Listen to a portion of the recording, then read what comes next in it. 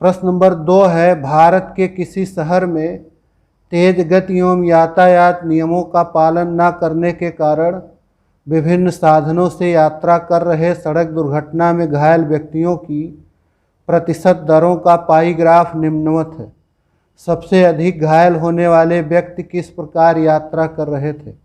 Cycle से यात्रा करने वाले कितने प्रतिशत व्यक्ति घायल हुए? मोटरसाइकिल से यात्रा करने वाले कुल कितने प्रतिशत व्यक्ति घायल हुए? पैदल व कार यात्रियों के घायल होने की प्रतिशतता कितनी है? विभिन्न यात्रा साधनों से घायल होने वाले व्यक्तियों की कुल प्रतिशतता कितनी है?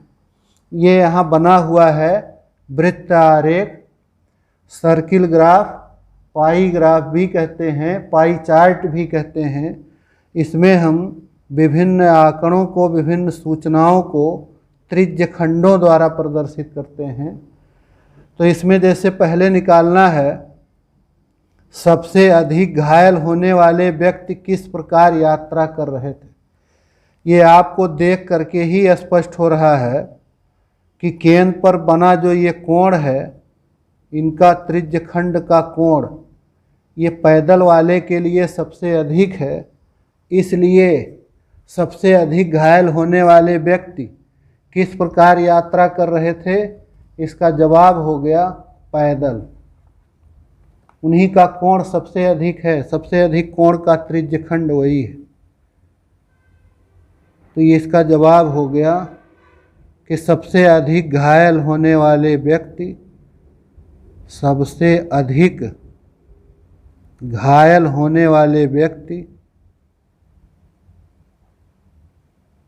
घायल होने वाले व्यक्ति पैदल यात्रा कर रहे थे।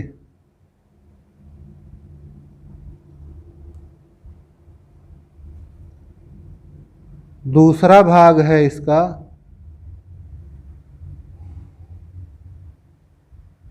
साइकिल से यात्रा करने वाले कितने प्रतिशत व्यक्ति घायल हुए। तो साइकिल से यात्रा करने वालों का ये है साइकिल का भाग, इसका प्रतिशत चाहिए। तो देखिए यहाँ केंद्र पर कुल कितने का कोण बनता है? 360, और उसमें से इस साइकिल का क्या हिस्सा है? 36 अंश। तो 360 अंश में 36 अंश ये साइकिल का हिस्सा है, साइकिल से यात्रा करने वालों का भाग है। तो 360 अंश में 36 अंश कितना प्रतिशत है, यही निकाल लिया जाए तो साइकिल से यात्रा करने वाले व्यक्तियों का प्रतिशत हो जाएगा।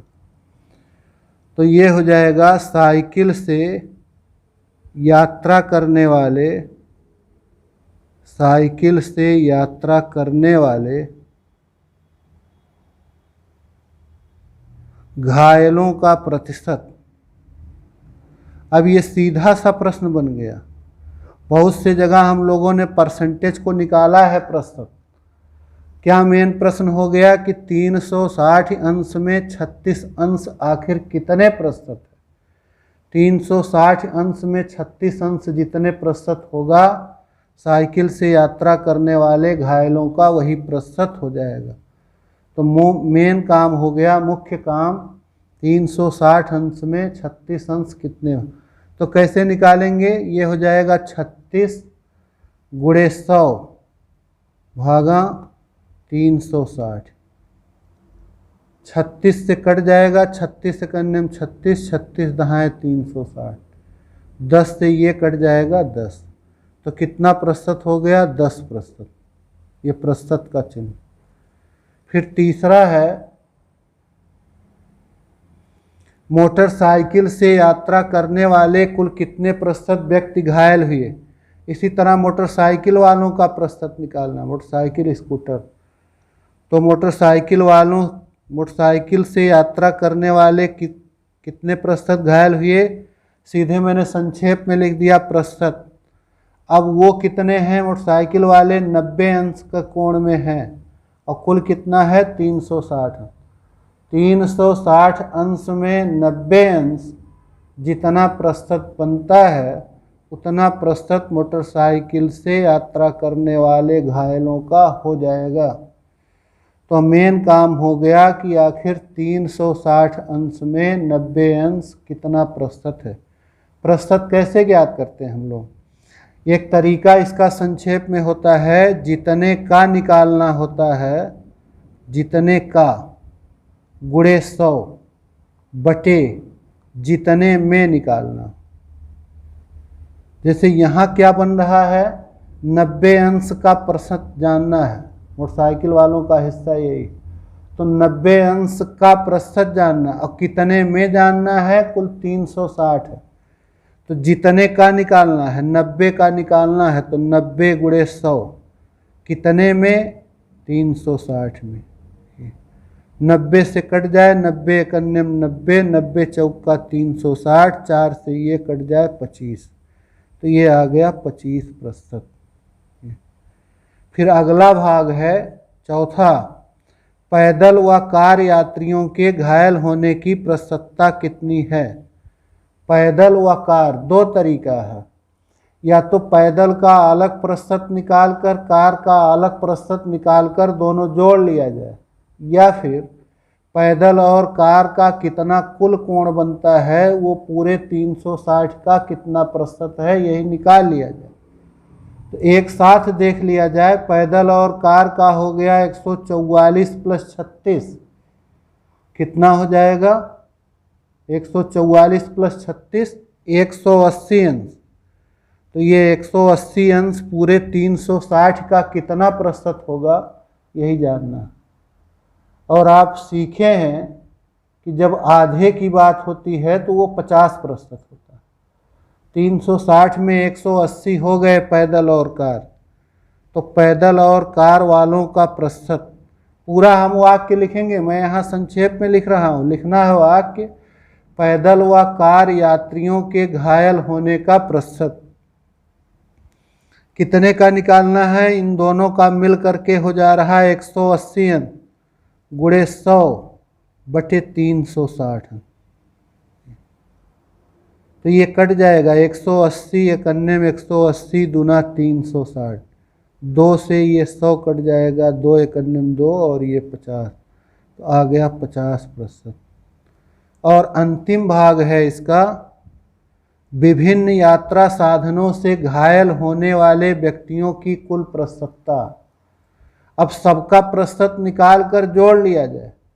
यात्रा साधन का कह रहा, जैसे यही पैदल वाला छोड़ दिया जाए, अगर यही पैदल वाले यात्रा साधन वाले नहीं हैं, तो पैदल को छोड़ दो तो शेष सभी हो गए यात्रा साधन वाले। तो कितना हो गए शेष सभी यात्रा साधन वाले, 90 और 36 54 भी हो जाएगा 90, 180 और प्लस 36 ये हो गया 216। तो यात्रा साधन वालों का हो गया कोण, यात्रा साधन वालों का त्रिज्यखंड का कोण कितना आ गया, 216। अब यही पता करना है कि ये 216 अंश पूरे 360 का कितना प्रतिशत है। तो ये प्रतिशत हो जाएगा, कितने का तय करना है प्रतिशत, यही 216 का। तो जितने का वो हो गया 216 गुणे 100 और कितने में 360, यही देखना है हम लोगों को। तो 18 से काट दें तो ये 18 दूना 36 20, ये हो गया 18 एकन्ने में 18 दूना 36। फिर 4 से कट जाएगा, 4 तियाँ 12, 4 पचे 20, 5 से ये कट करके 20, 20 तियाँ 60।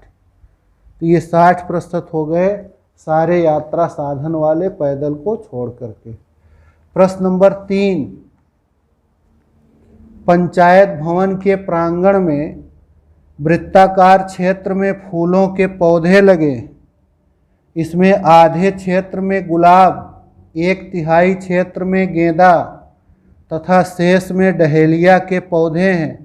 इसको पाई ग्राफ द्वारा प्रदर्शित कीजिए। तो इनके लिए हम लोग त्रिज्यखंड का कोण पता करेंगे। जैसे कुल यहाँ इस केंद्र पर 360 का कोण बनता है, तो उसमें से कितना भाग गुलाब का है, कितना गेंदा का है, कितना डहेलिया का है, ये तय कर लिया जाए। जैसे गुलाब आधे क्षेत्र में, तो गुलाब के लिए त्रिज्यखंड के कोण या त्रिज्यखंड का कोण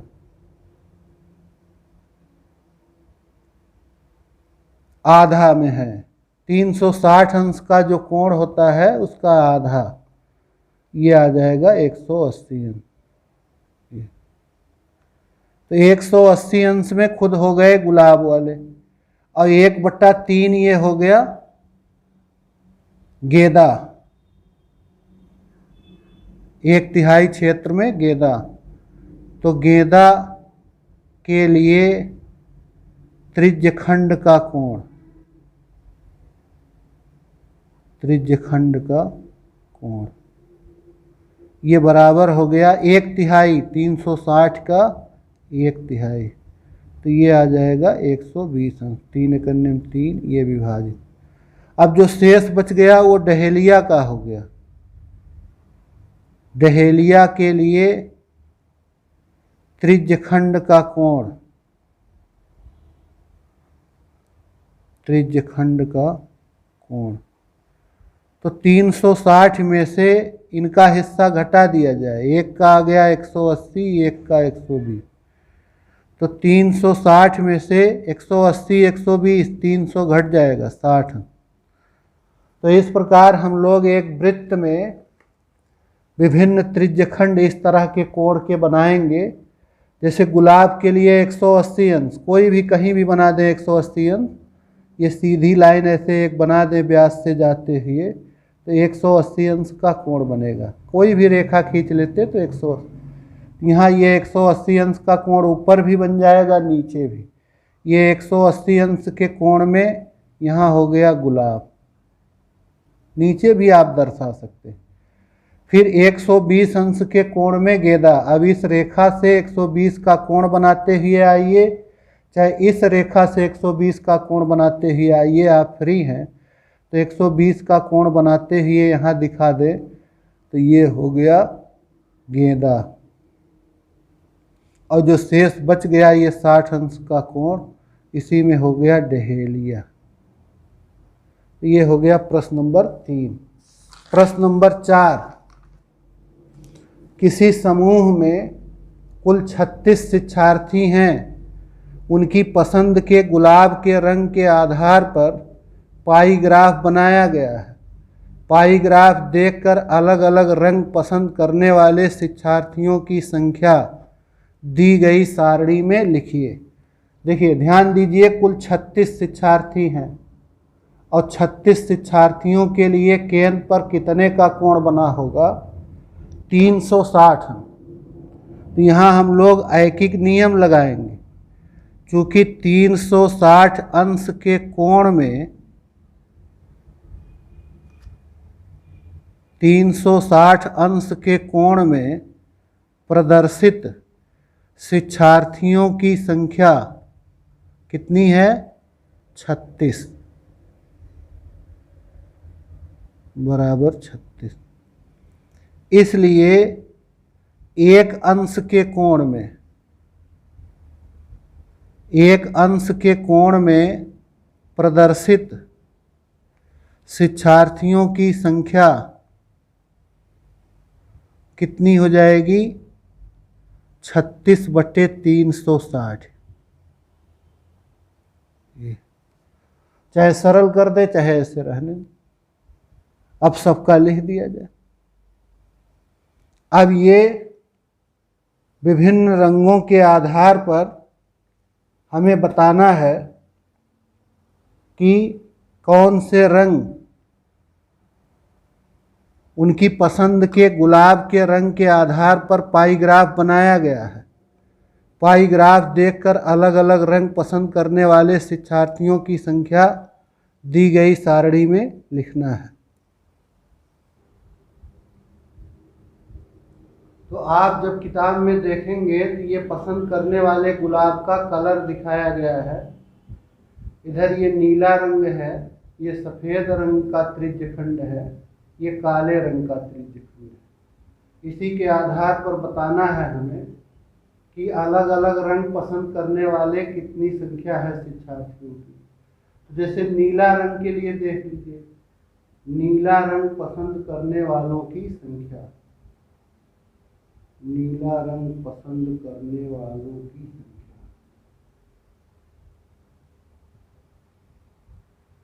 जब एक अंश के कोण में कितने शिक्षार्थी हैं ये पता हो गया, तो अब 2 अंश के लिए इसी में गुणा कर दीजिए, 3 अंश के लिए इसी में गुणा कर दीजिए, 15 अंश में जानना हो तो इसी एक अंश वाले में गुणा कर दीजिए। तो नीला रंग के लिए कितना है? 180 अंश। 180 में एक अंश के कोण में जितने शिक्षार्थी हैं उसी से गुणा। तो ये हो गया 180 गुना 360, 2 से ये कट जाएगा, कितना हो गया? 18।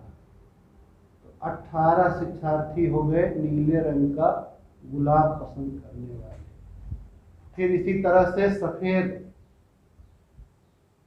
सफेद रंग पसंद करने वाले शिक्षार्थियों की संख्या,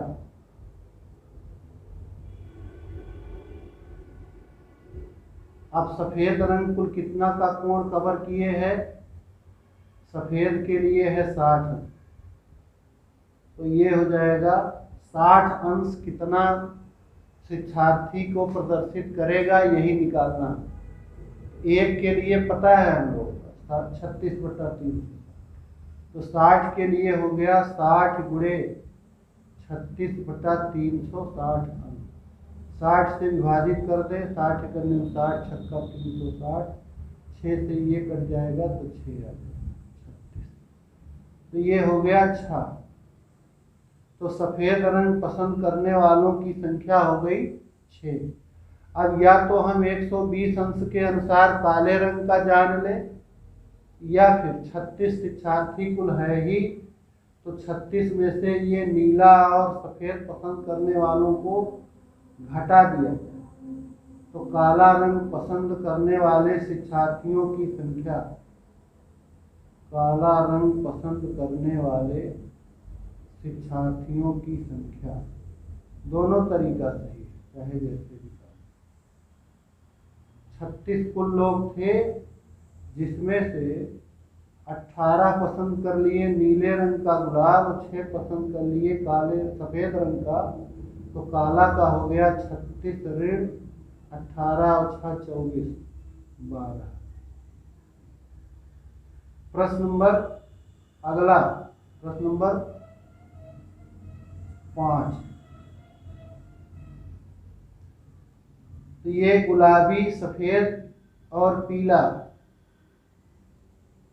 यहाँ प्रश्न में दिखाया दूसरी तरह से है भाई, लिखा है दूसरी तरह से। एक गुलाबी है, एक सफ़ेद है, एक पीला है। 180 अंश, 60 अंश, 20।